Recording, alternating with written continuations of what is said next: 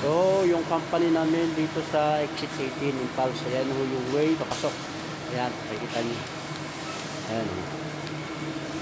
Pasok ako sa loob. Ito yung company ng Impulse. Nakikita niyo. Ito yung locker. Ayan, yung locker namin. Kita niyo. Maganda kasi locker namin, malalaki. Ito naman ho, pupunta dun sa store. Punta ko sa taas. Ayan o.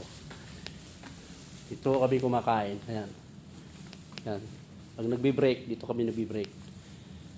Ayan yung office ng aming mga moder. Ayan. Yan yung opisina nila. Wala pa sila eh. Ito yung aming store. Bago pa kasi ito. Tipay display. Bago. Sarado kasi itong store namin sa loob. Nakita nyo. Yan ang mga pang catering ito. Mga pang catering.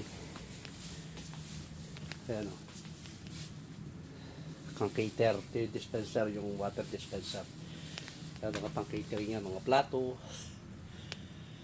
Kita nyo. Mga pang catering yan guys. Ayan. Tsara. Mga baso. Ayan. Ayan. Yung tangke ng kwan dito. Tubig, mga trolley, pang bakery. Sila nagsasala. Kita nyo, dami ng pang catering po yan, mga gamit. Ito, pang mga tiramisu, mga takeaway box, yan. Yan. Mga bag, pang drop, coffee bag, yan, mga ginagamit sa coffee shop, mga plastic. Ito naman yung paruta sa loob. Ito, sa loob ng production namin. Ito sa kitchen. Ito naman, dito sila ng mga nag-grind sa mga gulay. Pag may mga grind sila ng mga beans, mga kwan dito. Pwede dito sa icing sugar or ito, mga machine, mga ginagamit. Kitchen.